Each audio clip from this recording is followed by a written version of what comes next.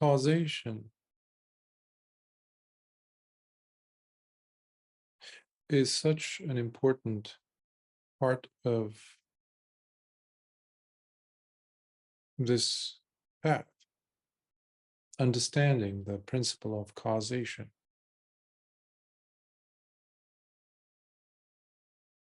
In fact, if one were to ask for the secret of life, to understand life and everything in it, to narrow it down to one thing, that would be causation, as far as this Dhamma and discipline teaches.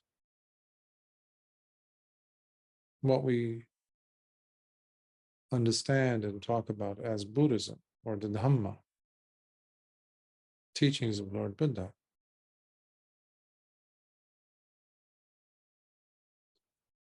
For this reason, so much or so many of the teachings in the discourses deal with this subject, so important. Yes, we also talk about attainments and different states of being, purification, parisuddhi, things of that nature. They are part and parcel of this path, yes, but they mean nothing ultimately without the understanding of conditionality. What we understand in Pali as paticca samuppada, causation, which is the nidana.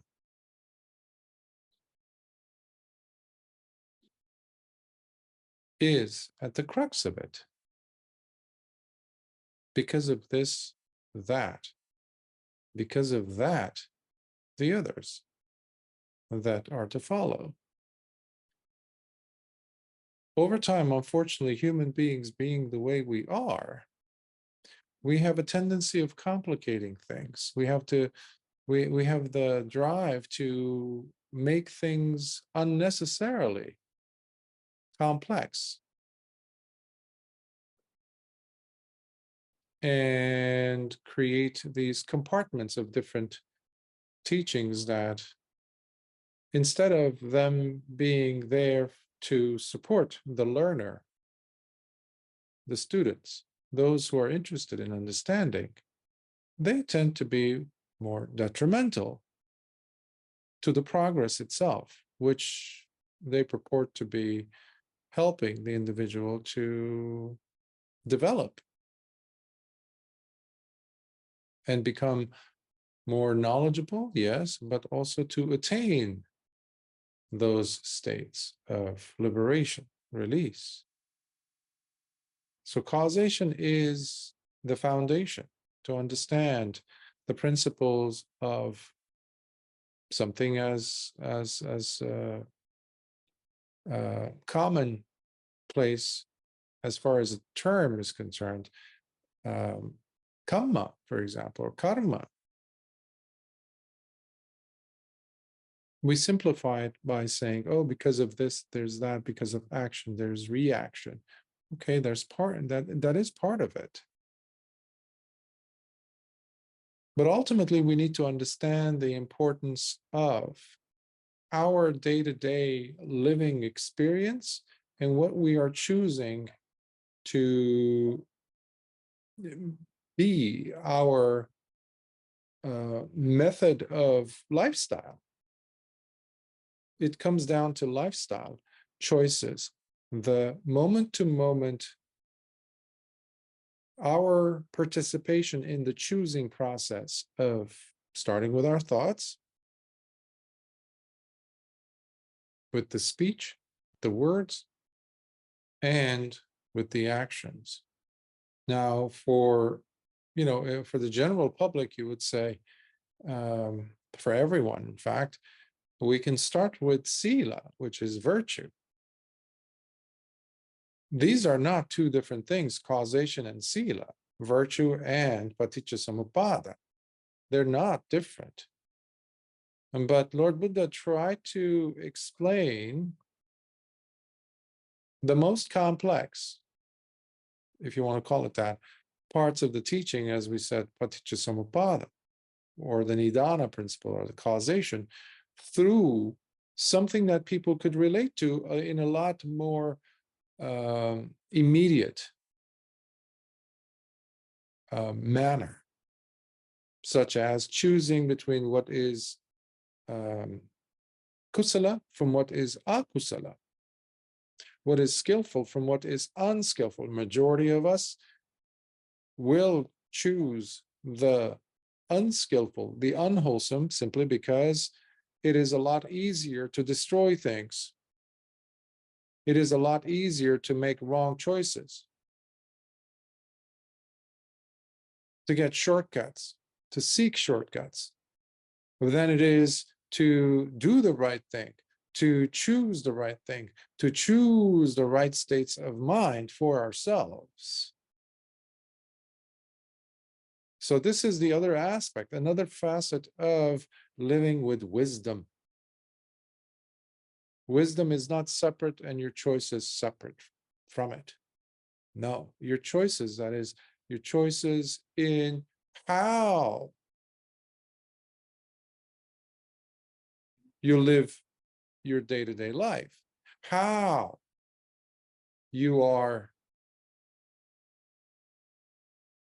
well, selecting your thoughts, selecting between what is coming naturally, as people say in the vernacular, I guess, what comes naturally to me. Oh, I can't help it. I have a tendency of doing these things. And for this to happen, there needs to be the presence of that spotlight, that camera, if you will, what Lord Buddha discovered as yoniso manasikara, the wise attention that goes to the roots of it, roots of whatever it is that is taking place. The very root of the experience. So no place is there for us to fool ourselves. So you see how the connection is between wisdom and causation. And your role in how you're choosing to live your life has everything to do with it. Your role, the authorship of your life belongs to you, not to some principle out there, some teaching that you still need to first discover, a secret that needs to be uncovered by you in order for you to get to a place where you say, ah, okay, so now we can start the path. No, from the moment that you can identify this very simple principle of choosing and how much power you possess to choose a state of mind for yourself when the current conditions don't necessarily seem like they are conducive for that state, such as being happy when some bad things are happening. So you're not left to the dictates of the world and what conditions are out there around you in order for you to feel safe, in order for you to feel secure, in order for you to feel contented. So that is not what we mean by causation. Outside in. No, it's an inside out, if you want to look at it that way. It's an inside out, which has everything to do with you choosing an approach that breaks free from the old versions of you. Talk about being a hero, a vanquisher. You don't vanquish anyone else. You're vanquishing yourself. Lord Buddha, throughout the suttas, is often declared as the great hero the great vanquisher, because he vanquished his proclivities for ignorance. The stubbornness that we hold, that stubbornness has to go. So one of the principles that allows, one of the key principles of this path that allows a person to understand and to disclose, to realize, to wake up, is the principle of causation. Now, today's sutta, which comes from the Samyutta Nikaya, the connected discourses, it is, you guessed it, from the set of connected discourses that deal with, address the Nidana. So the Nidana Samyutta. But the sutta itself is the Naḷakalāpī Sutta. It's in English, I translate it as the bundles of reeds, or bamboo, if you want to think of it. So it's a wonderful sutta because it is an interesting dialogue between two Arahants. And here we have the general of the Dhamma.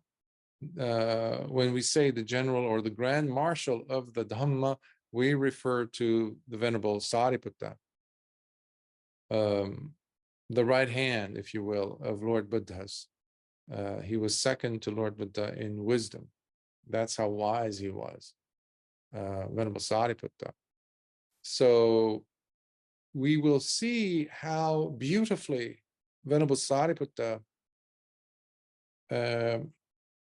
addresses the questions that are raised by his fellow Bhikkhu, Arahant, by the way, Venerable Mahakotthita, who you have several suttas in, at least a few in the Nikayas, where you have this duo. Venerable Mahakotthita would come usually with his Bhikkhu students, and they would as if arrange such a meeting, and they would do it usually after the day was done, meaning they had gone to their Pindapada, come back, eaten their meal, and then went ahead and meditated throughout the afternoon. So after that retreat of the afternoon, the seclusion,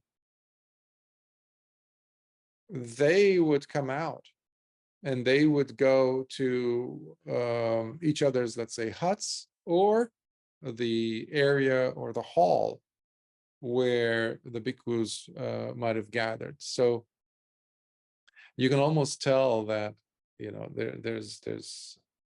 they're basically playing a role of a teacher and student. Meanwhile, they're both Arahants. So Venerable Mahakotthita, in such discourses that we see in the suttas, he posits some certain questions to Venerable Sāriputta, and Venerable Sāriputta answers them. And sometimes you're going to see Venerable Mahakotthita played not the devil's advocate, but basically question, but what do you mean by this? What do you mean by that?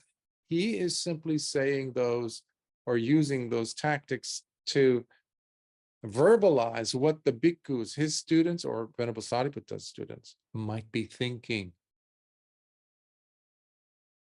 all in an attempt to help uncover, to push away, to sweep away the dust in their eyes, so they too can become Arahants. So these discourses, especially those dealing with the theme of Nidana or causation, are quite powerful suttas. They don't deal with this happened here, that happened there, and then these people came in and they saw this, or it's not one of those suttas. This is a sutta that allows you to go deep in your mode of living and thinking about the choices you're making on a moment-to-moment basis, by revealing the inner mechanism that's doing all these things, that's pulling all the gears behind the curtains. And you're rolling it. So, without further ado, let us begin. This is Sutta number 12.67 from the Connected Discourses, Samyutta Nikaya. It's from the Nidana Samyutta, the Connected Discourses on Causation. As I mentioned, it is from the Great Section, or the Mahavagga, and it is the Naḷakalāpī Sutta, the bundles of reeds. On one occasion, the Venerable Sāriputta and the Venerable Mahakotthita were both staying at Varanasi's Deer Park in Isipatana. By the way, that was the place where Lord Buddha taught the Dhamma for the first time. That's where the wheel of Dhamma was set in motion, at Isipatana, the Deer Park in Sarnath. And it still exists. It has a lovely major stupa and other many stupas. It used to be a monastery after the earlier days. So this is where they are meeting. Then when it was evening, the Venerable Mahakotthita came out from his seclusion and went to see the Venerable Sāriputta. And after exchanging friendly greetings with the Venerable Sāriputta, he sat down at one side and asked. Other bhikkhus are there, by the way, as I mentioned.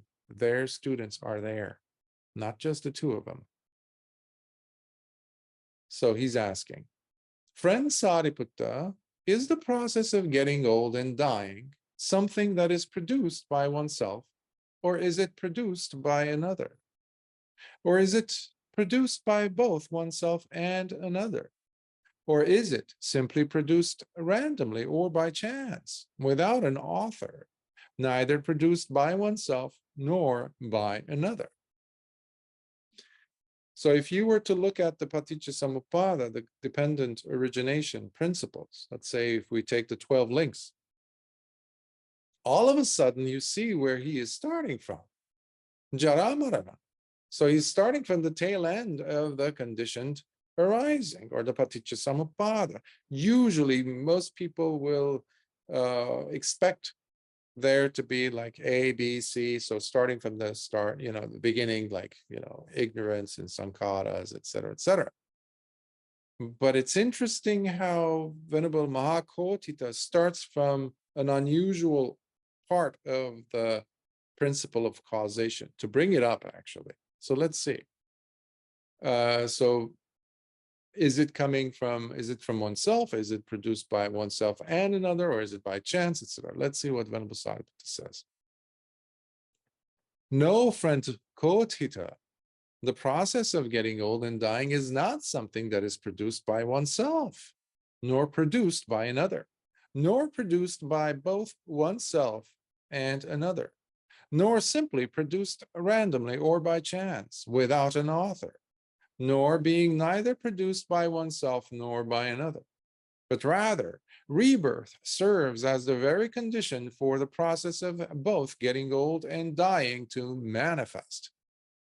Sometimes it's usually been translated as birth, but here I wanted to use the word rebirth, because what he's doing is he's retracing the steps.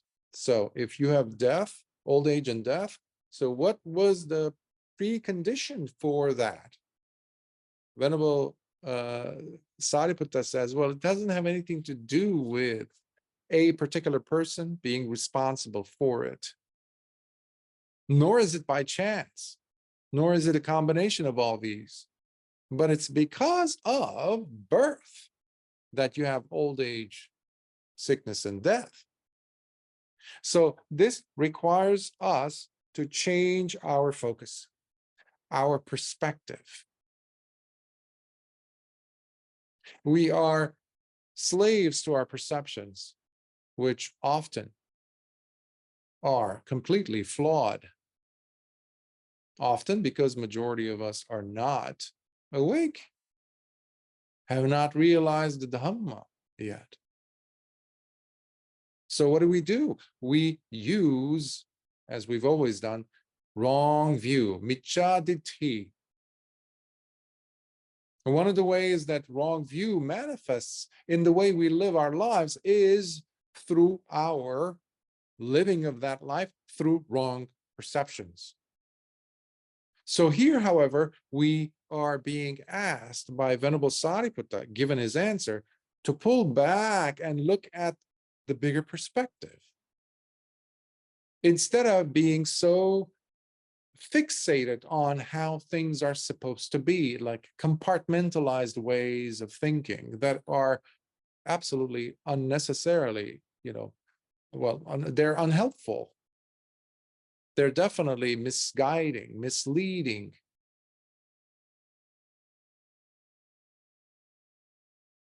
So, birth, jati, is the cause, remember causation, of what follows it, meaning old age, sickness, and dying. And here we go and see, actually, we see Venerable Mahakotita ask another question. In that case, friend Sāriputta, is birth something that is produced by oneself, or is it produced by another? Or is it produced by both oneself and another?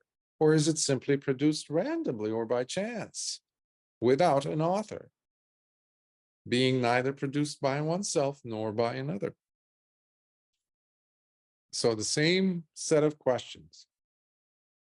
So is the person the author of it, or is it another person, such as a god? So we have to look at something that I keep repeating because it's so important for us to understand when we are studying the Dhamma, or anything for that matter, but especially when we're studying the Dhamma. We need to look at the teachings contextually. Nothing happens in a vacuum. Nothing. Especially when it comes to Lord Buddha's teachings. So any part of the teaching that, like, such as this question here, we have to look at what might have been going on. And the question itself reveals so much for us. So here you have two teachers with their own students. We have to look at the culture where they came from. These were not, coming out of the factory thinking the same type of thoughts. All of them. They had different levels of thinking and approach, and they had given up their most valuable assets, their families, their loved ones, for the sake of pursuing something that is lofty, to say the least. The supramundane, they're seeking that. Unfortunately, they had also wrong view. In that time period, actually to this day in India and around the world, one would say, there is the idea of a self, the self that is generating. That is what at that time to this day is called Atman. Or in Pali we say Atta, the soul, the self, the substantiality of a being inside that is unchanging, essentially. And then you had the other, or being produced by another, here the question is referring to, and that is the higher power, Mahatma, or the greater self, the greater soul, God. Think of God. You have that around you. You might be, or one who has gone through that thinking, or because I am going through these things, circumstances. So there's a higher power or another being somewhere that is responsible, the true author of this. So many of the bhikkhus were dealing with these issues. And from the question itself, you can understand Venerable Mahakotita had been explaining to his students, his disciple bhikkhus, that there are no such entities ultimately responsible for any of it. In fact, there's just causation happening. But the mind of a putujjana, regular person who's unlearned in the Dhamma, refusing to go deeper nor respects the noble ones, will tend to go back to the simplest ways of thinking, which is drenched in wrong view. And that is, oh, yeah, I must have had an author, me being here, or God, yes, the higher power is the one responsible for my suffering. Right? You look around the world, that's what you see. But then here is, he's presenting a different philosophical points of view. Or, okay, is it by chance? Or is it without an author? What you have in chaos theory and this and that, science, atheism, and all that jazz during the 19th and 20th centuries really took off, for which we are paying the price, because culture today in the world is highly influenced by such wrong views. Again, oneself, another, both, neither. Is it by chance, randomly happening? And Venerable Sāriputta says, no, friend Kotita, birth is not something that is produced by oneself, nor produced by another, nor produced by both oneself and another, nor simply produced randomly or by chance, without an author, nor being produced neither by oneself nor by another, but rather the desire for re-becoming serves as the very condition for the process of birth to manifest. The desire for re-becoming is how I translated bhava. Bhava is not simply existence or becoming. It has a spark, it has a drive.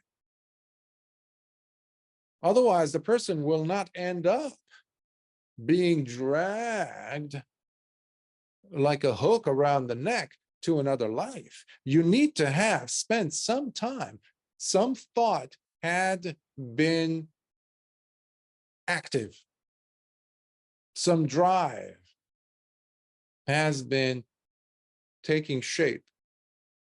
It's no longer passive wish. So the desire for re-becoming is the instigating factor that takes one to birth. And birth itself is the instigating factor. You're already past the point of no return, because now you're born. If you're born, there will be sickness, old age, and death, period. This is not, by the way, something that Lord Buddha created. This has nothing to do with the Tathagatas. Lord Buddha says this beautifully. Whether Tathagatas come and go, it really doesn't make a difference for these principles. The Dhamma will be. The Tathagatas simply reveal the Dhamma. That's all. Lord Buddha did not make any of this stuff up. He just looked at it. He just saw it for what they are. He revealed it. He understood it. And that's why only Samma Sambuddha, a Buddha of that type, can understand it, reveal it, and reveal it for others, teach it to others. But the principles are simply there.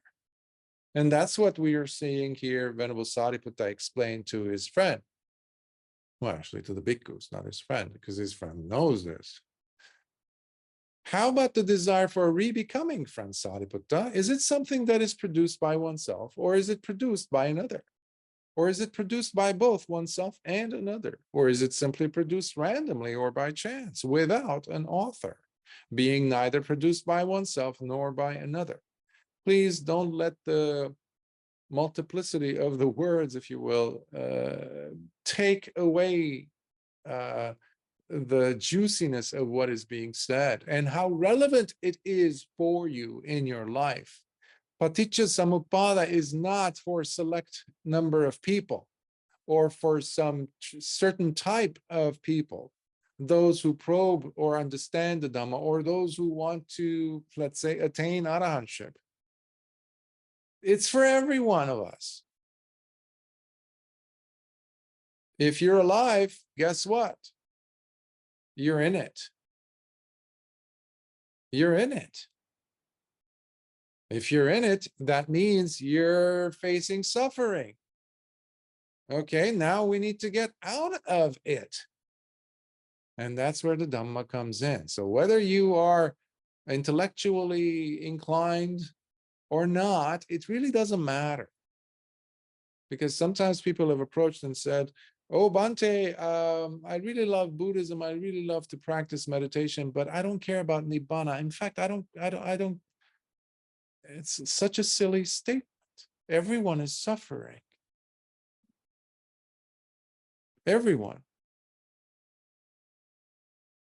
So by understanding these principles, you're inevitably going to set yourself free from that suffering if you persist. If you continuously do the work on yourself. You can't do it through anyone else anyhow, right? So Venerable Sāriputta's response here. No, friend Kotita, the desire for a re-becoming is not something that is produced by oneself, nor produced by another, nor produced by both oneself and another, nor simply produced randomly or by chance, without an author, nor being produced neither by oneself nor by another, but rather grabbing itself serves as the very condition for re-becoming to manifest. Grabbing here is what I translated from Pali as upadana, what usually it's translated as clinging, grasping, etc. But grabbing is the reason why you have bhava. The thing is, like if you were to shoot an arrow, it's already loose. You let go of the string and the arrow is taken off. It hasn't landed. Once it's landed, then it's jati. Think of it like that. But upadana is insistently holding back the string, so you feel the elasticity or the resistance that's there, the drawn back string, which has the arrow, the back of the arrow, and it's trouble. It's waiting to happen. The moment you relinquish those fingers, they become loose, the arrow takes off. That is the bhava. But the pulling back, the grabbing of that string is upadana. So when these three are happening, well, it's only a matter of time or a fact that the arrow that's taken off with such intensity, it will hit a target. That is jati. That's another way of, by the way, you won't find this example that I just shared with you, the analogy in the suttas, something that, I'm using as a tool now to describe these principles. Well then, friend Sāriputta, is grabbing something that is produced by oneself, or is it produced by another? Or is it produced by both oneself and another? Or is it simply produced randomly or by chance, without an author, being neither produced by oneself nor by another? No, friend Kotita, the grabbing is not something that is produced by oneself, nor produced by another. So it's the same principle that, you get the point that Venerable Sāriputta is making. None of these things is produced by oneself, nor produced by another, nor produced by both, or by neither. But rather, craving itself serves as the very condition for grabbing to manifest. You must have tanha, the desire, the deep craving, the thirst beyond desire, in fact.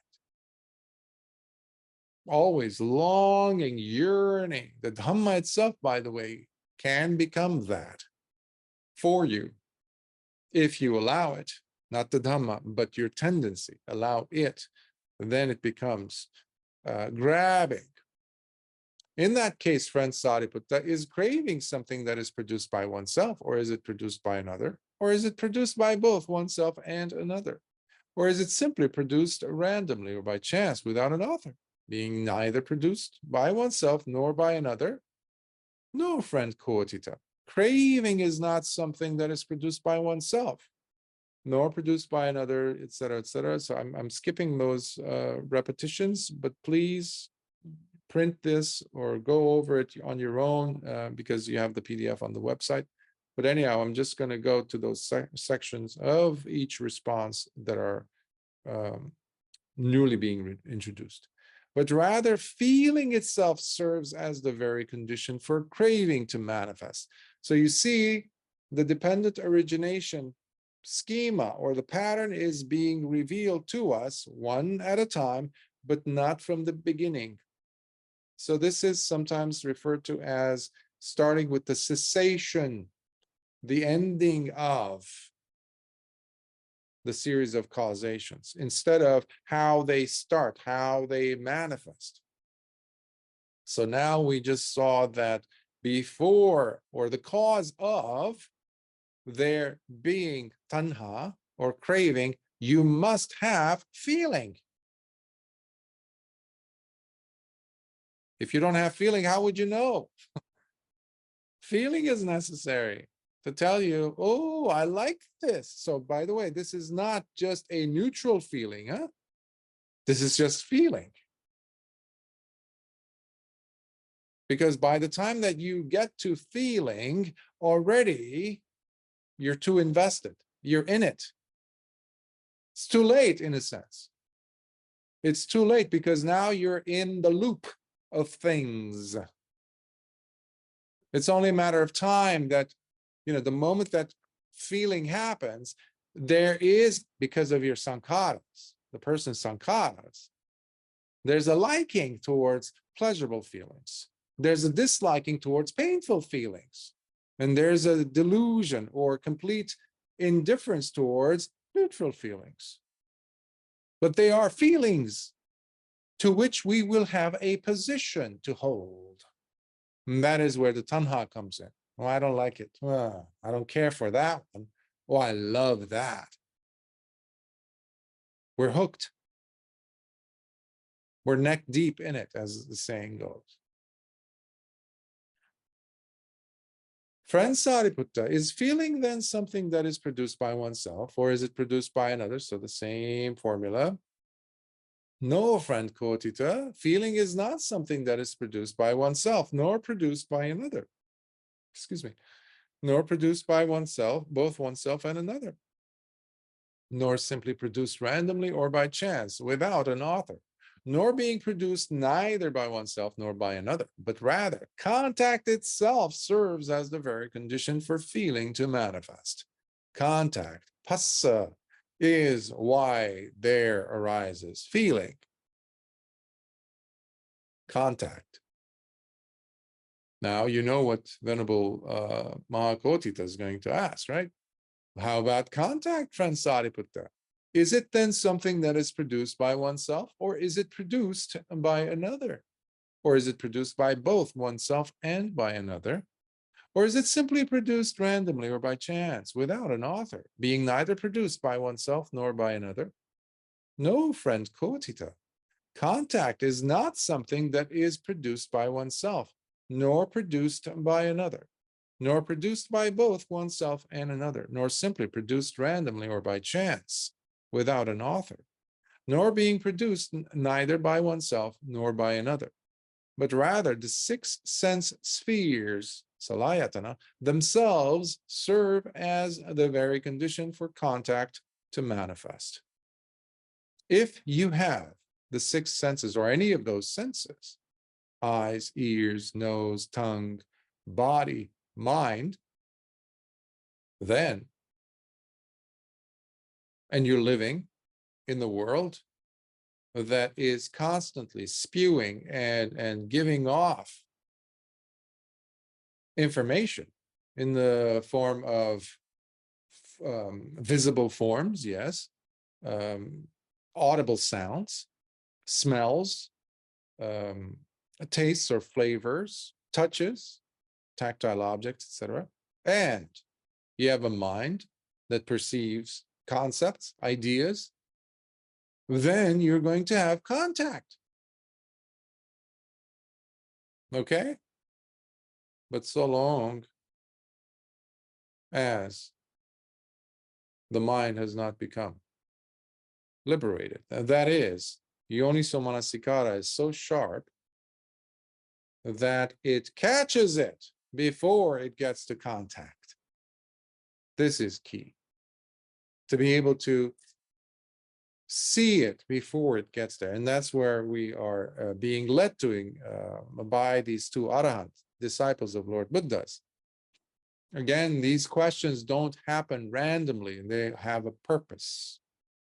Then, friend Sāriputta, are the 6 sense spheres produced by oneself? Or are they produced by another? Or are they produced by both oneself, etc., etc.? No, friend Kotita, the 6 sense spheres are not produced by oneself, nor produced by another, nor produced by both oneself and another, nor simply produced randomly or by chance, etc. But rather, name and form, namarupa, itself serves as the very condition for the 6 sense spheres to manifest. So now we get to the cause of the 6 sense spheres.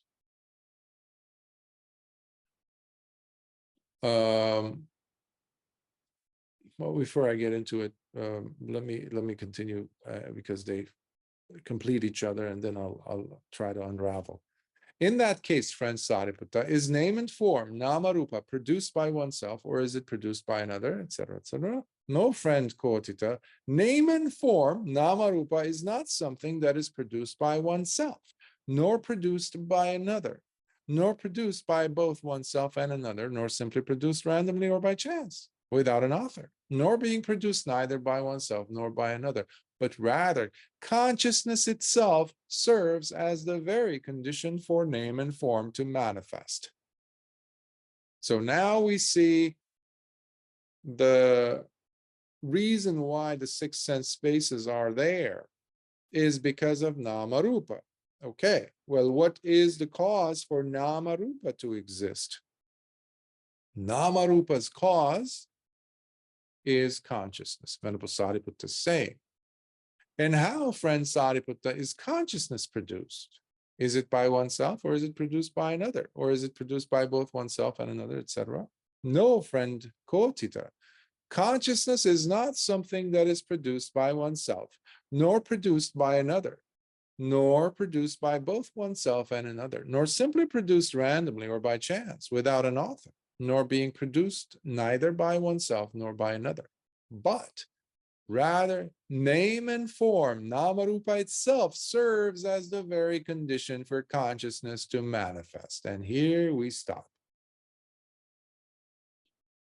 Venerable Sāriputta just said the cause for namarupa is consciousness. And logically, Venerable Mahakotita came around and asked, well, what is the cause of consciousness? And he says, name and form is the very cause of consciousness. So if you're thinking in a linear fashion, logically, you're going to really be hit by a brick wall with this statement, because wait a minute, this does not make sense.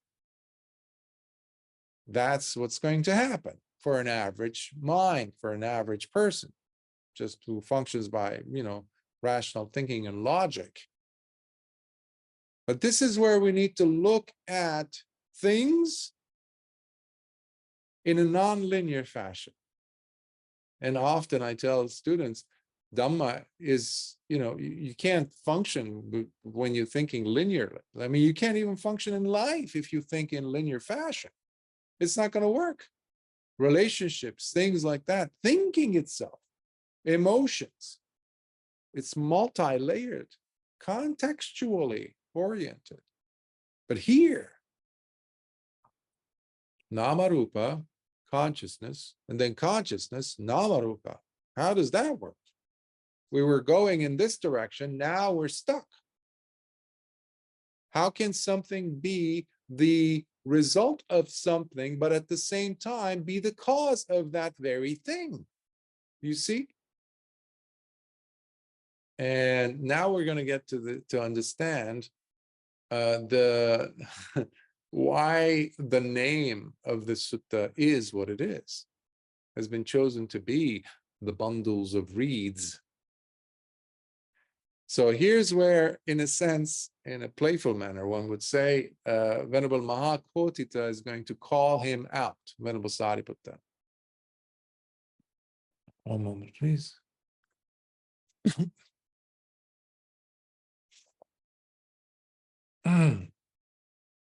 Just now, we heard and understood friend Sāriputta tell us, no, friend, name and form, namarupa, is not something that is produced by oneself, nor produced by another, nor produced by both oneself and another, nor simply produced randomly or by chance without an author, nor being produced neither by oneself nor by another, but rather consciousness itself serves as the very condition for name and form, namarupa, to manifest.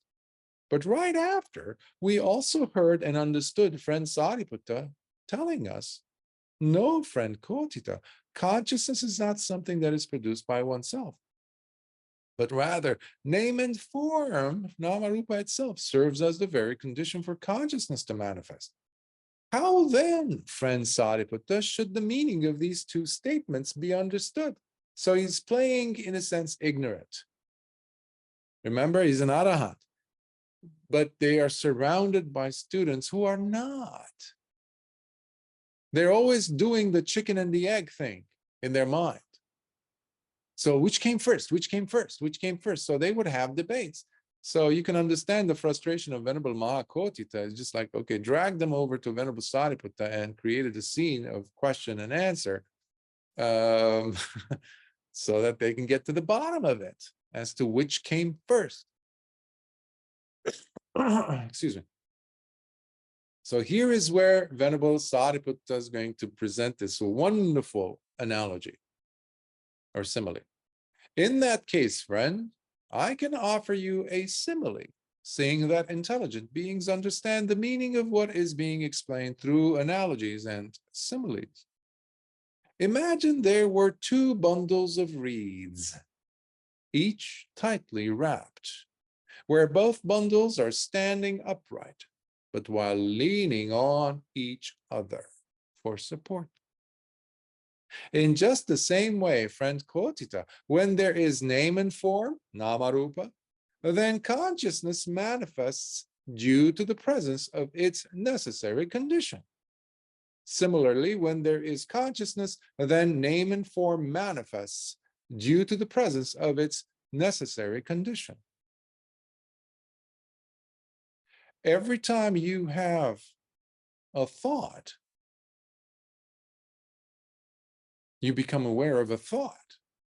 That means you need to have a mind.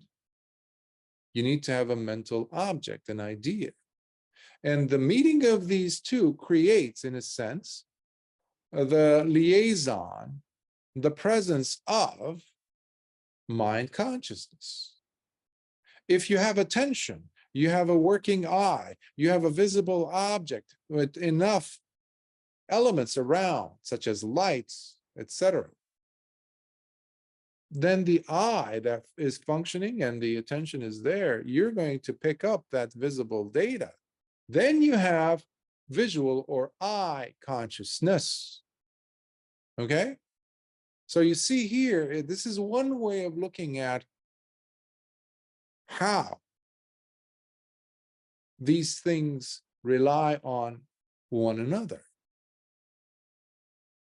But then he says also, similarly, when there is consciousness, then name and form manifests. Well, if there is no consciousness, then there cannot be form. There cannot be name. And in this case, we need to probably unravel, even though we've mentioned this many times, and Sammaditthi Sutta is wonderfully known for this, and where Venerable Sāriputta again explains beautifully, lays out what is meant by the name group of the nama rupa. Nama rupa. Rupa is the form group, which are the four primary elements.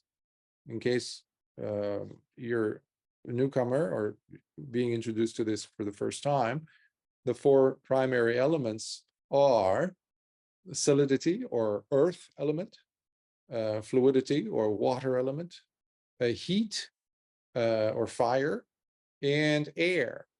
These are the four primaries, as well as the mother's egg and father's sperm and the nutrition that one gets.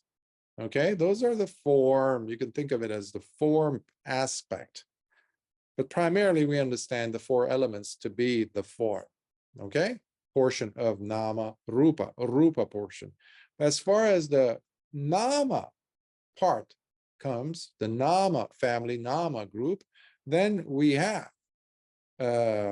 feeling, perception, intention, contact, and attention. Those are the five that make up the nama portion of nama rupa. Now, this nama rupa itself cannot function without there being consciousness present. If you recall, several weeks ago when we did the Mahanidana Sutta of the Digha Nikaya, long discourses, where Lord Buddha was asking a series of questions to Venerable Ananda. And he asked him, what do you think, Ananda? If there is no consciousness descending into the womb of the mother, will there be Namarupa forming? And he said, no, Bhante. And he asked, why? Well, because there's no consciousness. So if there's no consciousness, and let's say, or at least it was in the beginning, then you have, let's say, the egg and the sperm coming together, and the uterine wall is connecting to those. And now you have an embryo forming. So you have the beginning of a fetus, and the consciousness is present. But for some reason, the consciousness drops. Remember what I was saying in the beginning about bhava? Or even before that, upadana, the grabbing. When you have those, then the consciousness will hold on, given the other karmic factors as well, of course, that need to be there for this being to be born. So, but if for some reason the consciousness drops, what happens to Namarupa? What happens to that bundle of fetus, or even the embryo that was formulating? It's going to drop off as well. And that's what we call usually miscarriage. It's gone. Why though? What happened? Namarupa was there. It should be fine. No. Consciousness needs to be there first. So in this sense, consciousness will come first. To necessitate, it becomes a substrate upon which Namarupa lands. Excuse me.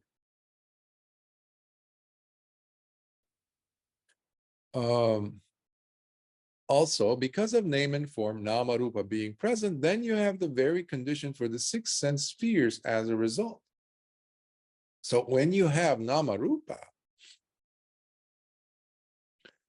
then you have the six sense spheres, right? So the thing that was, you can think of it as, yes, two bundles of reeds, but you can think of one bundle of reeds having other bundles of reeds leaning against it. Okay? So if the consciousness bundle falls, what happens to the other?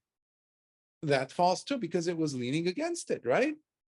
But the Namarupa bundle, when that falls, it also had the Salayatana bundle leaning against it. That bundle of reeds also, because it's relying on Namarupa, name and form. So that also falls. Now, you guessed it, what was leaning against the sixth sense basis bundle of reeds? That also.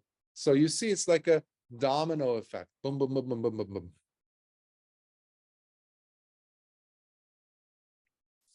Further, because of because of the six sense spheres being present, then you have the very condition for contact as a result. Earlier I was saying about the six sense bases, and if you have those, then inevitably you will have contact, right? So if the bundle of the Salayatana, the six sense spheres, drops, the contact too will drop.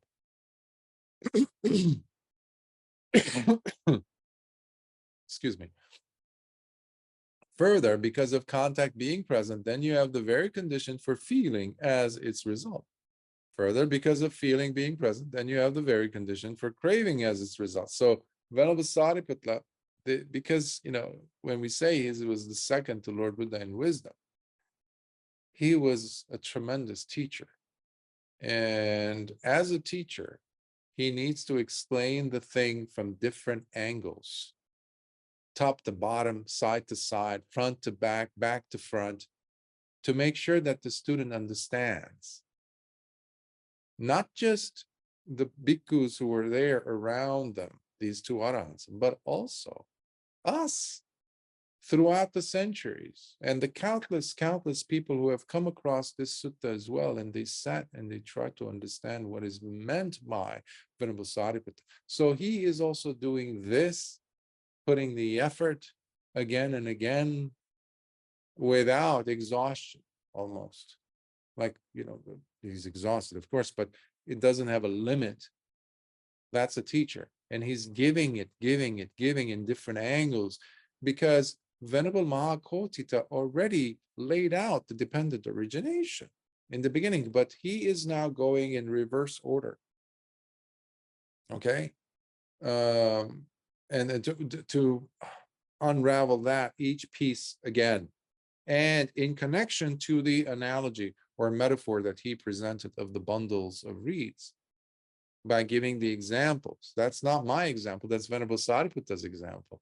Each of these bundles are leaning against each other, and then you end up with nama rupa leaning against consciousness. You remove one, poof, the whole thing collapses. And an arahant is a perfect example where things have collapsed. All the nonsense has collapsed. Hence, they are released. That's wisdom for you. So where did all that business of attainment go? It's null and void. It's not even worth discussing. That's why arahants don't go showing off to each other. Hey, I'm an arahant. How are you? How many years have you been an arahant? None of that nonsense. There's wisdom. There's wisdom. They understand causation. They get it. It's redundant to even talk about it.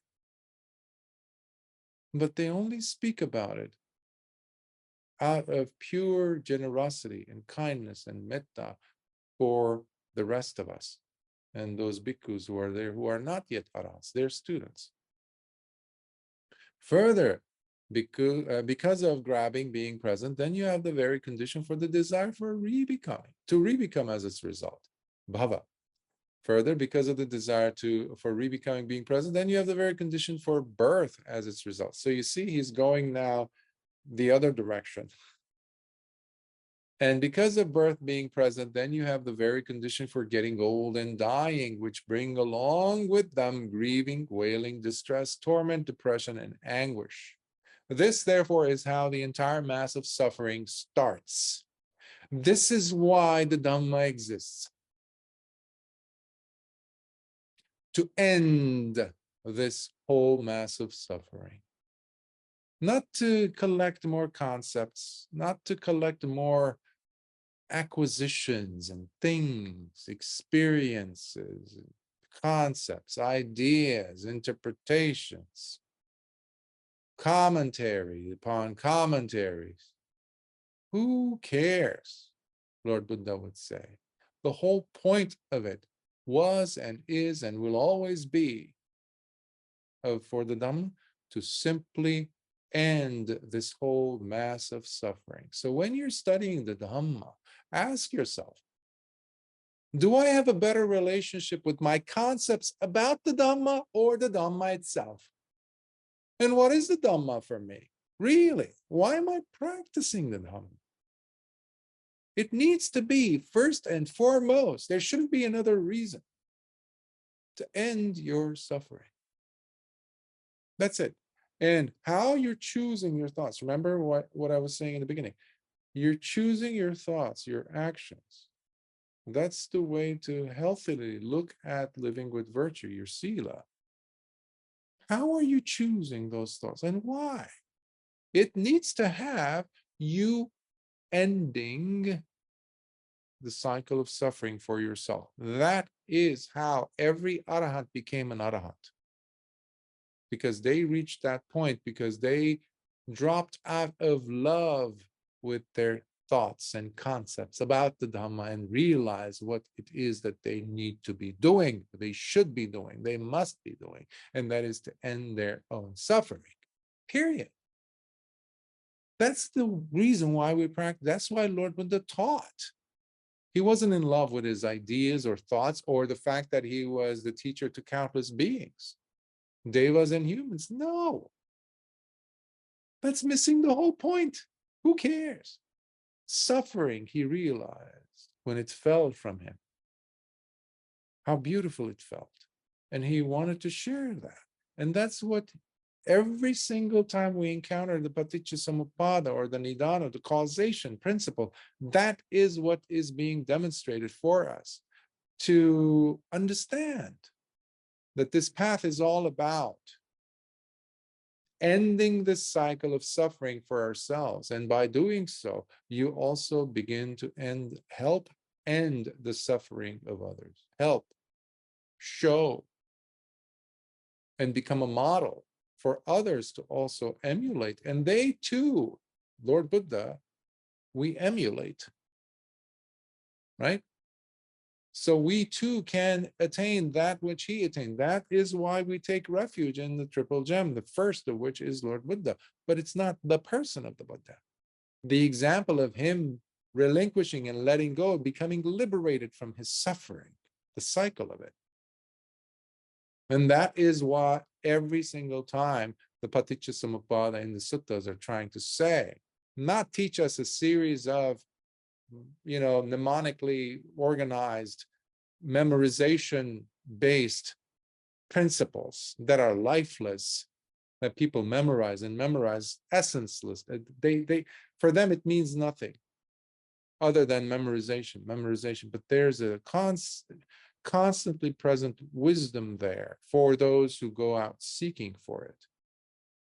However, friend, if any one of the two bundles of reeds were to be pulled away and thus removed, then the other of the two would simply collapse, no longer able to stand on its own.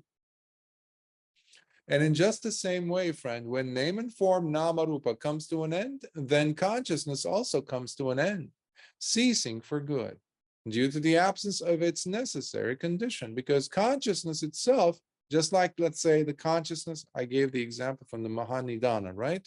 The entrance of the consciousness during conception into the mother's womb. That makes it possible for the sperm and egg to come together and you have an embryo, right? So now let us say there's a consciousness descending, but there's no sperm and egg, or there's an egg, no sperm. There are no namarupa conditions, but there is the vijnana, the consciousness. What happens? Remember the two bundles of reeds? You remove one. Now, earlier we were removing consciousness, but now let us remove the namarupa bundle. What happens to this guy? It can't stand on its own. Poof, down goes that one as well, due to the absence of its necessary. Similarly, when consciousness comes to an end, then name and form, namarupa, also comes to an end, ceasing for good, due to the absence of its necessary condition. Also, because of name and form, namarupa, coming to an end, then the 6 sense spheres also come to an end as its result. So we're doing the anuloma, patiloma, and anuloma here. We're going forward and now back. So Venerable Sāriputta is thinking of it as the earlier, because of this occurs, this happens, this manifests, this arises, this appears. But in this case, Venerable Sāriputta is talking about the collapsing of each bundle. And if this one falls, what happens to this one? The domino effect. Boom, the other one falls, the other one falls. Causation. Further, because of the 6 sense spheres coming to an end, then contact also comes to an end as its result. Further, because of contact coming to an end, then feeling also comes to an end as its result. Further, this is very important, this portion. When contact comes to an end, because it's so important for us to have yoniso manasikara. Often we look at contact as something that's given. In fact, if you're alive, then you must have contact. Earlier, I was saying because of contact being present, then you inevitably have feeling. Remember the Bahya Sutta, where Lord Buddha was talking to Venerable Bahya Daruchirya, who had run about 750 miles from area of Mumbai, modern day, all the way to Savatthi across India in a matter of few days, because of his desire, because of his driving, burning Dhamma Chanda, the desire to make the most of this life. He came to ask and begged, and 3 times, and Lord Buddha gave him on the 3rd time, because his mind had already relaxed. Imagine running all that distance with so much desire and passion, in a sense, yes. But Lord Buddha gave him a very succinct, very short and sweet instruction, where he said, Dite ditamatang bhavissati. One, by seeing, one simply sees. There's only seeing. There's only going to be seeing.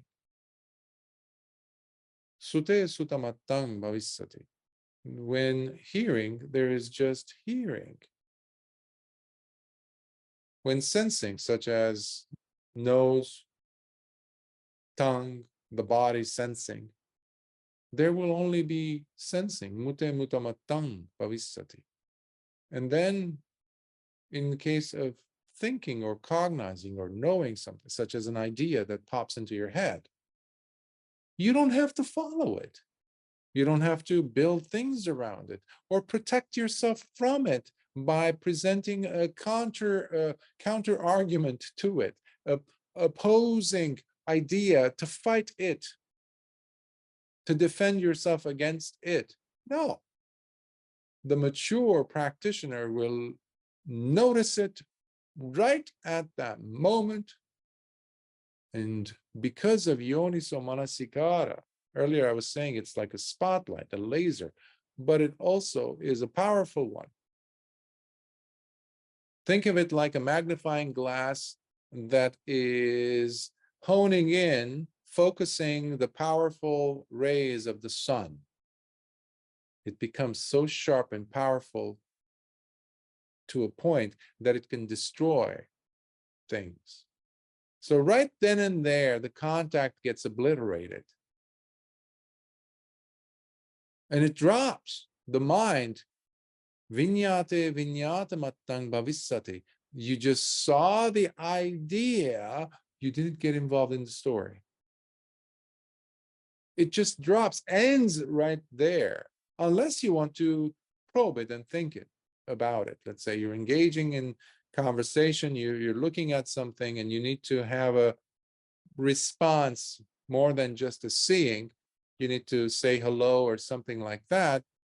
Because we live in a conventional world, all these things, then yes, you allow yourself. But the Arahant at that level, what they're doing is simply dropping it before it even gets to contact.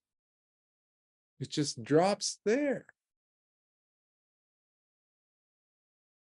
The consciousness itself, in fact, is non-manifestative, does not take shape. It doesn't take shape.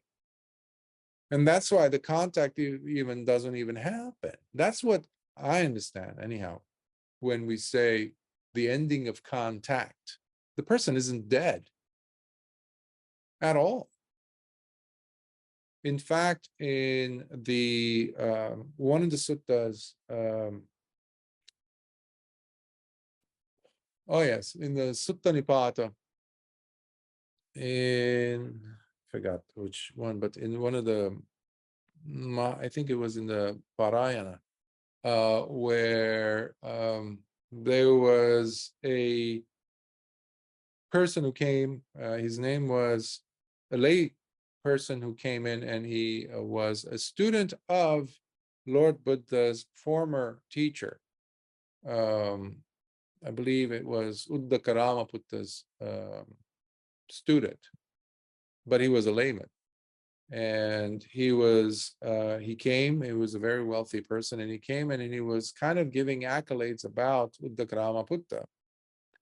And he was saying, oh, he used to go and enter this state of meditative attainment where he wouldn't feel anything, this and that. So he was saying, wow, amazing. So his consciousness was cut off, but he was not perceptive of anything. He was like a dead log for some time, after which he would come out, of course, you know. Basically, he was talking about the 8th jhana. And the layman's name was Bhikkhusati. This was a different Bhikkhusati than the other Bhikkhusati who attained anagami stage. The one where Lord Buddha had walked 350 miles to get to this carpenter's shed, had to spend the night because Bhikkhusati was there. He didn't know him, but Bhikkhusati had taken on the robes and gone forth and left his kingdom and all his wealth because he had heard the teaching of Lord Buddha. He had never seen him. He had left his kingdom to go and see Lord Buddha, but he couldn't find him. So Lord Buddha knew in his heart where he is and that he was ready, because he had attained to the earliest jhanas. But his faith was so strong, and he also, I believe, if I'm not mistaken, he had also attained to Sotapatti. He was a stream winner. But he was there in the carpenter shed meditating, and Lord Buddha comes pretending that he doesn't know him. So he goes in and, you know, and gives him this wonderful sutta from the Majjhima Nikaya, Mahatanha Sankhya Sutta. I forgot. But anyhow, that was Bhikkhusati who attained anagami. That is a different Bhikkhusati than the one that I'm referring to here from the Sutta Nipata, where he's bringing in the subject of, oh, the Karāmaputta must have been powerful. Don't you agree? Because you also, Venerable Sir, were his student once. And Lord Buddha here, the reason why I'm bringing this up is Lord Buddha then says, well, what do you think is better? That, or that time when I was meditating in a shed at a different time, when there was a powerful thunderstorm, and I was in meditation. And during my meditations, certain things had happened outside. But I came out of that attainment, which was the Arahattapala Samadhi, where he had the non-manifestative consciousness, but he was present. This is the difference between the attainment of a Buddha or an Arahant and everyone else who is not. And he recounts how he was doing walking meditation, and some farmer was passing by, and it was not nighttime still, but there was a lot of commotion, and Lord Buddha says, what is going on? And he says, oh, Venerable, didn't you hear? He says, here, no, I didn't hear anything. What happened? He says, there was a powerful lightning strike, and 2 brothers, farmers, and their 4 oxen were obliterated. They were electrocuted by the lightning. It went right straight through them, and they got killed immediately. And he says, oh, but didn't you hear? Because you're so close by. It was very loud, and we heard it all the way in the village. Like, how could you not hear? He says, I was here, but I didn't hear it. But the man asks now, were you perceptive? Like, were you able to perceive? He says, oh, yes. So this really challenges the logical thinking of so many people, because only an Arahant could understand what that could mean. But Lord Buddha is using words to explain to us in so many different words, as best as he can, what it means to be beyond the point where consciousness has already landed. Beyond that, the step before that.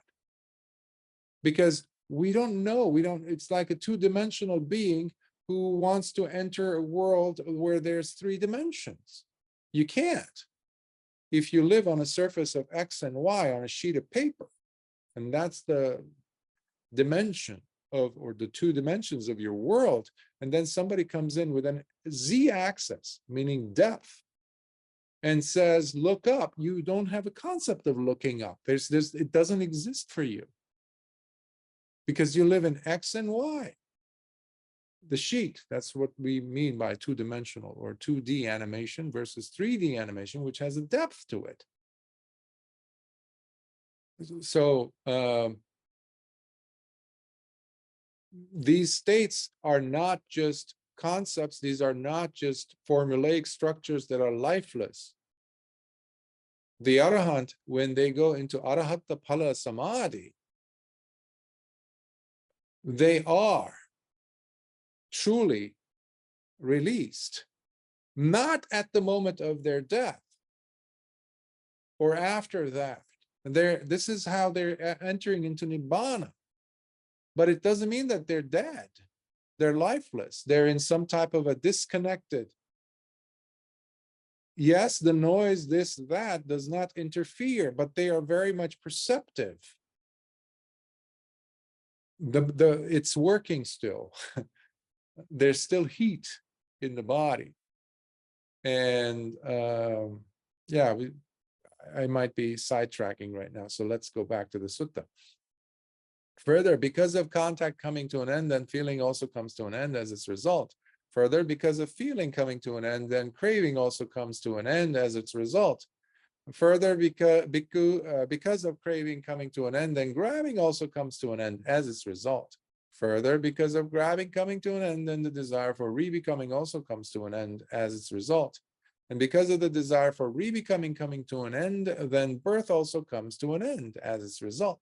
And because of birth coming to an end, then getting old and dying also come to an end, which would have brought with them grieving, wailing, distress, torment, depression, and anguish, all of which come to an end as a result.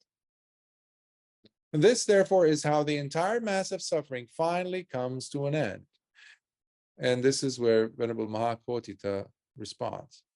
It is superbly wonderful, friend Sāriputta. It is simply amazing how beautifully this has been explained by friend Sāriputta. Thus, with much delight, we fully concur with the Venerable Sāriputta's statements on these 36 points. In fact, friend, if a bhikkhu is teaching the Dhamma for the purpose of experiencing disenchantment, for becoming passionless, to gain freedom from getting old and dying by ending that ceaseless cycle of misery, then truly he is to be recognized as a bhikkhu who deserves to be a speaker on the Dhamma. That is why a person needs to be teaching the Dhamma. Plain and simple.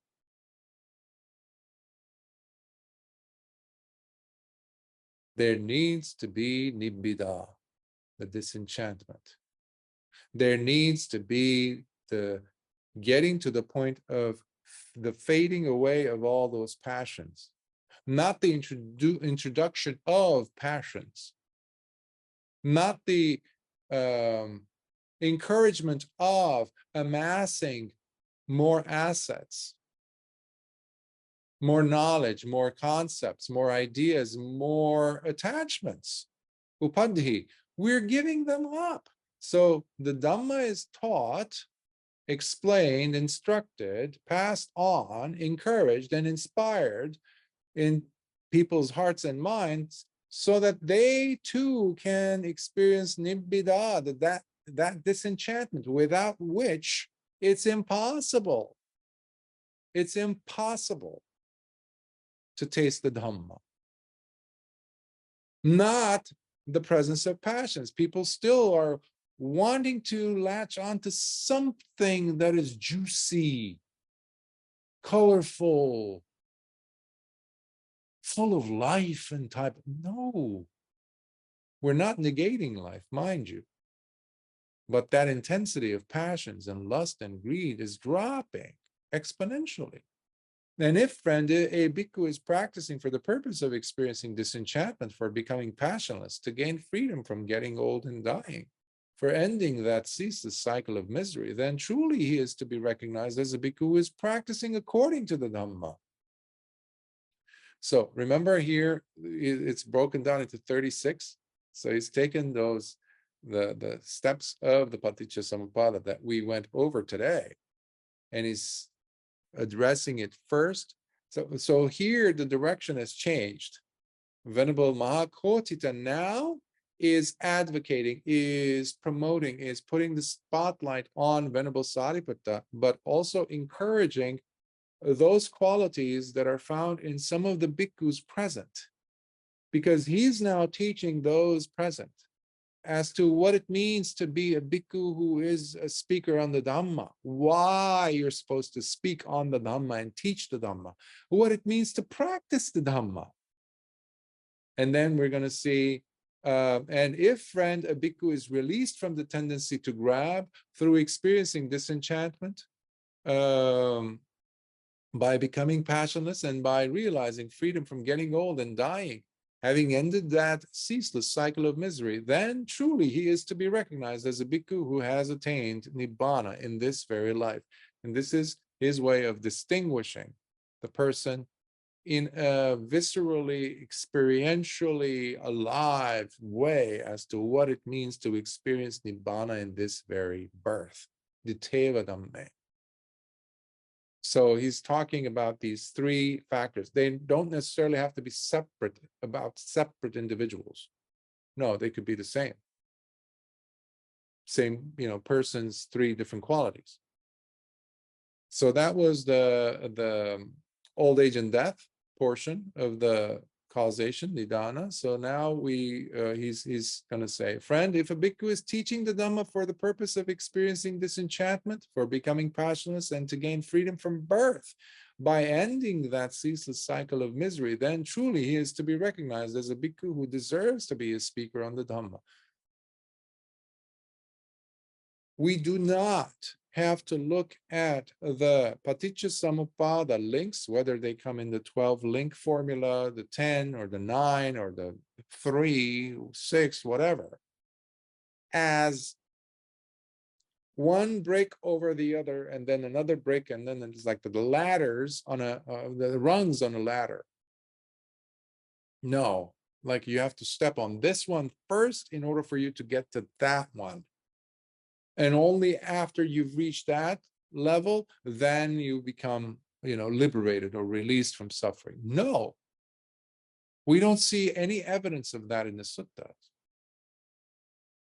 Which means every single one of the rungs, every single one of the links of Paticcasamuppada is your doorway to full liberation. So unlike what Venerable Buddhaghosa says in his commentaries about, he was basically the reason why to this day there is a huge wrong view within the Sangha, within the literature, unfortunately, that the Paticcasamuppada talks about 3 different lifetimes past, because of ignorance and sankhara, and then the middle part about this life where the person has some choices in living and making choices about craving, upadana, this and that, things that you have control over, and jati, marana, all that, jara marana, all those things, those come in the future, which you don't have a control over. That's how he unfortunately interpreted, broke it down, commented upon, and misled so many countless people. To this day, you have people who teach that. My earliest teachers used to teach like that when I first started this path over 3 decades ago. Almost 37. It's wrong. Here we see Venerable Mahakotita says, to gain freedom from birth. He's not talking about jara marana. He's not talking about old age, sickness, and death. And by the way, if you notice, we started from the same old age and death, and then he went back to birth, and then he went back to bhava, and then he went back to all these different steps. So he's doing that, but he's going to use the three, the teacher, he's going to talk about the practitioner, and he's going to look at it also in the form of a person who has attained, a bhikkhu who has attained arahantship. So each of these links I need you to look at as a method, as an escape route.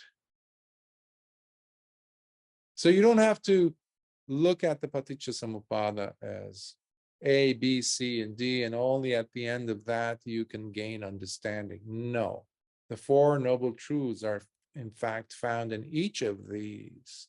That's why there's a release from each of these.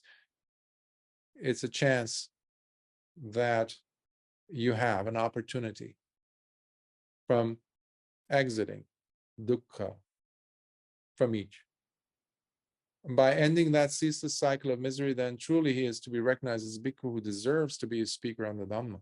And if, friend, a bhikkhu is practicing for the purpose of experiencing disenchantment, for becoming passionless, and to gain freedom from birth, for ending that ceaseless cycle of misery, then truly he is to be recognized as a bhikkhu who is practicing according to the Dhamma. They go hand in hand. This is another way of looking at what he's trying to say. Someone who's speaking on the Dhamma or teaching the Dhamma is not isolated, is not separate, is not a different lifestyle for a bhikkhu than living it, meaning practicing it. So they go hand in hand. If you're studying the Dhamma, if you're speaking on the Dhamma, even to yourself, then that needs to be applied. Dhamma cannot exist without being applied. So Dhamma is applied Dhamma. There cannot be Dhamma without application, doing it, putting into action. So they go hand in hand. I say this especially because for decades I've heard again and again, it would just give me migraines when bhikkhus would come up and say, oh, I am a scholar bhikkhu.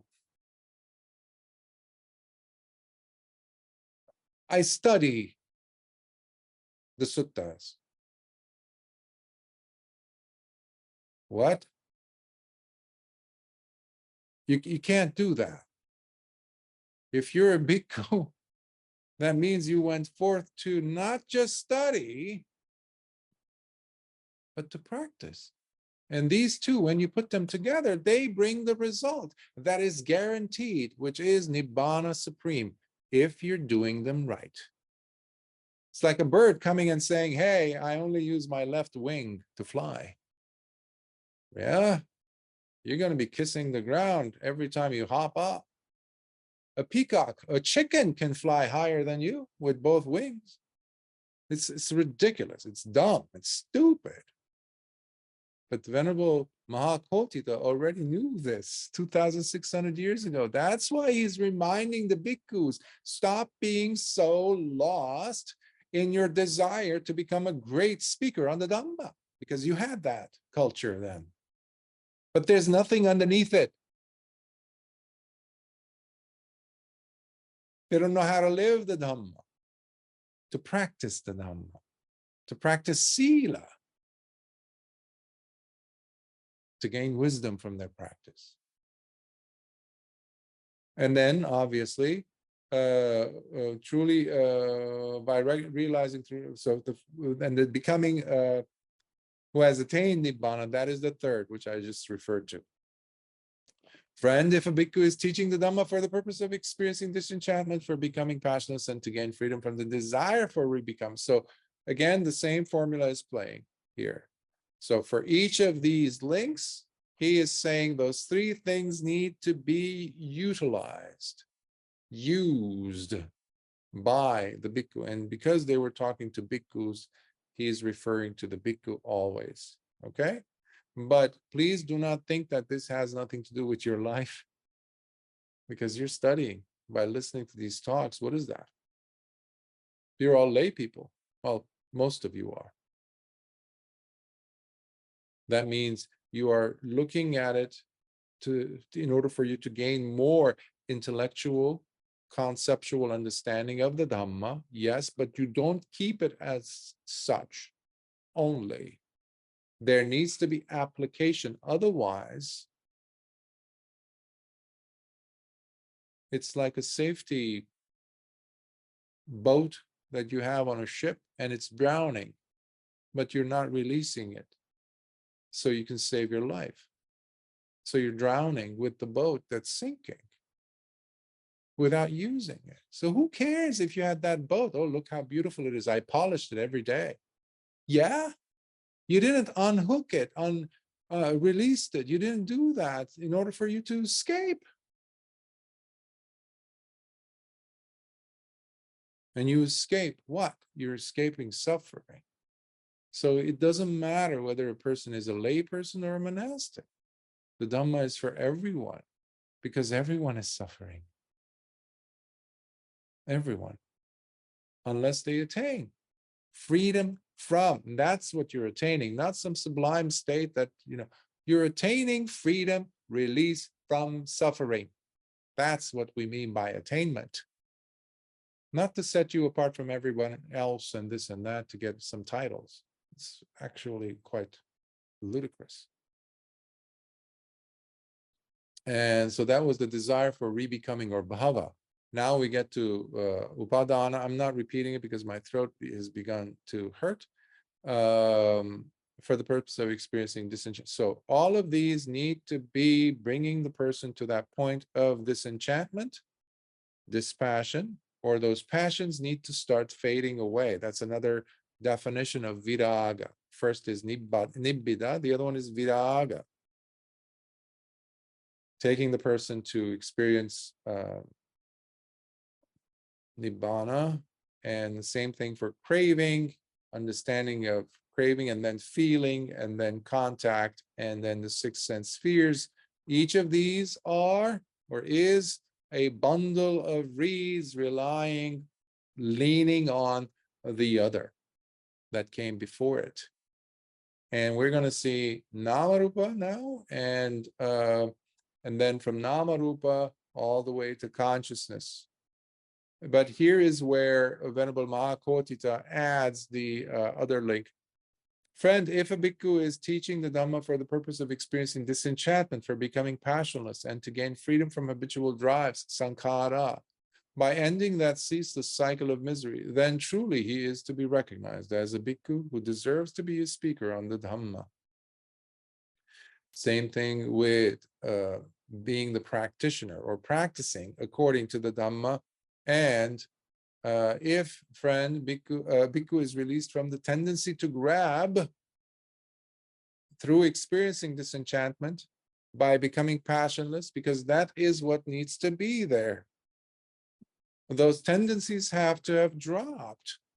Otherwise, why is the person calling themselves a person who's experienced nibbana or an arahant? There needs to be evidence of that. The person has dropped their tendency to grab. The upadana is gone. It's gone. Pancha upadana khanda, that's gone. The upadana is gone. That's why they have attained nibbana in this very birth. And here is where the sutta comes to a closure. Friend, if a bhikkhu is teaching the Dhamma for the purpose of experiencing disenchantment, for becoming passionless, and to gain freedom from stupidity, avidya. I didn't translate it as ignorance, because ignorance is too passive, it's too weak, it's spineless, because we have stupidity, which takes intentionality from our part to live our lives with delusion. We don't inherit it from anyone. It's a decision that we make from moment to moment to not have sati, plain and simple, hence stupidity. An arahant is not stupid. So long as we're not arahants, we are on different levels of stupidity. and to gain freedom from stupidity, avidya, by ending that ceaseless cycle of misery, then truly he is to be recognized as a bhikkhu who deserves to be a speaker on the Dhamma. And if, friend, a bhikkhu is practicing for the purpose of experiencing disenchantment, for becoming practicing, remember, to becoming passionless and to gain freedom from stupidity, for the ending that ceaseless cycle of misery, then truly he is to be recognized as a bhikkhu who is practicing according to the Dhamma. And if, friend, a bhikkhu is released from the tendency to grab through experiencing disenchantment, by becoming passionless and by realizing freedom from stupidity, having ended that ceaseless cycle of misery, then truly he is to be recognized as a bhikkhu who has attained nibbana in this very birth. Sadhu, sadhu, sadhu. A gem, a powerful treasure house of Dhamma. And that's what this sutta is. It's so rich. We will gain much from it the more we go back to it. That's why I'm trying to introduce these incredibly valuable resources that humanity has by doing these translations and especially these sutta series, so that you might become inspired to go and do your own digging some more, and because every time you go back and revisit the Dhamma with a pure heart, with more sati, and you're not the same person as you were yesterday anyhow. You know, Heraclitus in Greek school of philosophy said that, you never enter the same river twice. That's the famous quote, right? But if you were to ask a Buddhist, especially an Arahant, he would say, or Lord Buddha, he would say, the same person doesn't enter the same river twice. Same person doesn't enter the same river twice. Meaning, when you are listening to a sutta like this, trying to allow its space in your heart and your mind, to really allow it to open and grow in you, and you live your life according to whatever you were able to extract from this, not as an intellectual stuff, concepts, no, new concepts, no, ideas to attach, no, but things that you can apply, then you no longer are the same person you were yesterday or the moment you began exploring this. So you also are no longer that person who entered the same river, because the river is also changing. So when you are, every time you go in and explore the Dhamma, you already are changing. So there's transformation that's happening. So you don't have to do like really push and shove yourself and punish yourself in some way, torture yourself to understand the Dhamma. Don't worry, live your life in a wholesome manner with kusala. Practice dana, practice sila, practice samadhi, your meditation, and practice panya through the exposure to the suttas, the Dhamma. Then alchemy is quite real. The baser elements will turn into gold, the finest. And that's what we have. Mahakotita, Venerable Mahakotita was not an Arahant. He was a Putujjana once. Venerable Sāriputta was a Putujjana. Can you imagine that? We never seem to look at that. Upatissa, before meeting Venerable Assaji, he was not a noble disciple. He was a Putujjana. You have to do some steps. You have to go through some willful actions in your life. They could have spent, Upatissa and Kolita, they were having fun, enjoying themselves in a circus and entertainment and all that. The show was in town for several nights, and they could have lived their life like that and enjoyed the spoils of their good karma. And then what? Putujjana. Born as Putujjana, died as Putujjana. That's not acceptable for them. So you need to place the seeds of Dhamma in your heart the way they had, But then you have to take action through commitment and consistent efforting. You put an effort, it's an ing, progressive verb in the present tense. Not rely on yesterday's. In today's generation of us, we are deplorable when it comes to committing ourselves to something worthwhile. And the Dhamma is here to challenge us. And whether we pick up that challenge and answer that call, it's always up to us. Venerable Mahakotita, Venerable Sāriputta could have stayed Putujanas and died and missed an opportunity of meeting Lord Buddha and maybe show up at our time. I don't know. Or maybe future lifetimes, millions and millions of years later. But they didn't. So we don't need to sit here and become inspired and that's it, and end it there. Oh yes, these wonderful beings, and they once were, and they were Arahants. Wow, I wonder how that would be like. Oh, okay. All right, let me go ahead and live my life. And no, be inspired and tag along. Make the Dhamma work for you. Go all the way. That's what I'm trying to say. And don't be afraid, because the ultimate goal of the Dhamma, remember, is all about getting rid of suffering. Not just a little bit of suffering, but the whole mass of suffering. Once and for all, be done with it, so that the vijnana and namarupa will never meet. That's what happens with an arahant. That's why they never come back to any state of becoming. And that was Lord Buddha's challenge to every single person who came across the Dhamma, then and in the future. He said, if you're a student of mine, you shouldn't think about other realms, the 31 realms, the higher realms. That's weak. That's basically, you failed. You failed. Imagine Lord Buddha calling us failures if we happen to be even in the highest of realms. If you sit next to Sakka in the 33 realm, in the 33rd realm, Tavatinsa with the other devas, powerful, this and that, we failed miserably, because Lord Buddha did not teach the Dhamma for such futile, useless, aimless births, because it's a birth.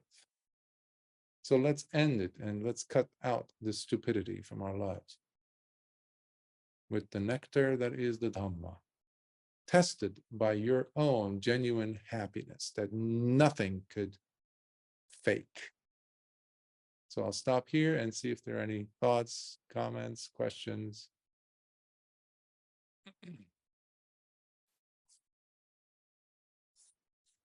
I hope it's inspired you the way it has for me. Bante, just a quick, I want to say a thank you, because you mentioned, it was one line that you mentioned, that we don't have to go all the way back. It's never mentioned in the suttas that each link is your gateway, and it was almost like a turning point for me. So I just want to say thank you for that, because it made me think, oh, okay, so this actually is alive, and it's not only alive, but possible all the time. So I just want to say thank you for that. Of course, when I started studying the Dhamma years ago, for me, one of the most puzzles, the biggest puzzle-like things that were impenetrable for me was, obviously, I have no control over birth, my rebirth, right? Jati, which, as I mentioned, my teachers initially, and these were Mahatheras, okay? Theravada and Mahatheras. They were teaching me the suttas, but it was coming from Venerable Buddha Ghosha's interpretation. So jati was not in my control, because I have already this jati. How can I control the bhava and the jati of that one, obviously, which is coming in the future? So that was one dilemma which was untouchable for me. I couldn't do anything with it. The most I can work with was upadana. So that was relatable. But another complex puzzle-like thing was sankharas. which on the other hand, I was told that also is not in your hands because that happened previously. Or the ignorance, oh, good luck. It almost seemed like a Big Bang type of a thing, all the way in the beginningless time type of a thing. No. These are happening in every single millisecond, actually. Every experience that you're having, every time your eye sees a visible object, and there's consciousness, there's contact, there is feeling, there is craving. All of it. So it's not sequential. This is the thing. Many people still understand, unfortunately, the paticca because it's been taught like that, as if it's a sequence. It's not a sequence at all. So yes, absolutely. Every one of these is an exit point because within it, there is the pain, suffering, the suffering of ignorance, because there's an attachment. There's an attachment. There's a craving within craving. There's a craving within craving. There's a craving within salayatana, within the six sense bases. When the eye is watching something, don't expect craving to come, after, 6 minutes and 43 seconds. No, it's already there. But the moment you realize that there's an escape from that attachment to the craving or the seeing, already you're in the third noble truth. I'm still in the salayatana, by the way. I haven't left. And the moment I realize that, okay, that is nirodha already, right? But from the nirodha, we can't stop there. I have to apply the Noble Eightfold Path. That's the magga. That's the fourth noble truth. We're talking about one link so far. Do you see? So it's not just intellectually understanding that each of these links is a doorway or a gateway for liberation, but there is a step-by-step process that you can apply. Every time you're practicing sila, really, genuinely, you are practicing the Noble Eightfold Path. Please do not forget that. Right view must be there in order for you to be setting on the right foot, as they say, with the right foot on this journey of keeping that particular sila, precept, rule. But if I have wrong view about sila, my purpose is flawed, my understanding is flawed, then everything else that follows is going to be flawed. That's still magga. That's the path, which is the Noble Eightfold Path. And if you do that correctly, then you're applying the middle path, Majjhima Pada, which is this Dhamma, through and through. So whichever way you look at it, any portion of this Dhamma, Lord Buddha says, whichever side you go to the ocean, if you go to this coast, that part of the world, this, any coastline on the seashore, you go ahead and touch, taste, it's all got the same flavor. It's salty. Same thing with the Dhamma. Any of these teachings, any of these suttas, wherever you go, they always have the same flavor, and that is the flavor of liberation. There's dukkha, and there's the release from dukkha. There you go. That's the Lord Buddha's teaching in a nutshell. So you don't have to learn so much. You don't have to study so much. Just pick one, but go deep. Go deep. Don't be afraid. You're the only one who's going to set yourself free from ever attaining. From attaining, to attain liberation. That's what I'm trying to say. From suffering, to be free, to cut yourself free. The scissors are in your hands. Use them. Any other thoughts, comments? Okay, let us transfer some merits. Akasatha Chabumata Devanaga Mahidika Punyantang Anumoditva Chirang Rakantu Loka Sasana Akasatha Chabumata Devanaga Mahidika Punyantang Anumoditva Chirang Rakantu Desana Akasatha Chabumata Devanaga Mahidika Punyantang Anumoditva Chirang Rakantu Mamparanti. Sadhu, sadhu, sadhu. May you all be well. May the blessings of the Triple Gem be with you.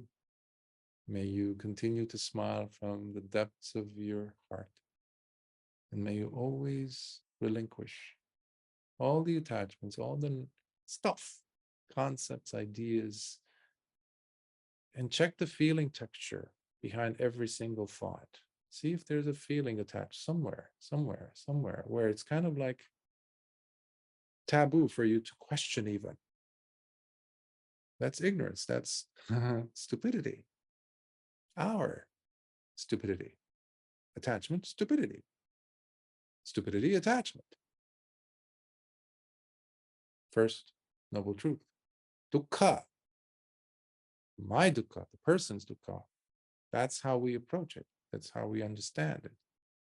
So instead of looking outside for causes, it's all here. That's what the Nidana is. That's what this whole sutta was about.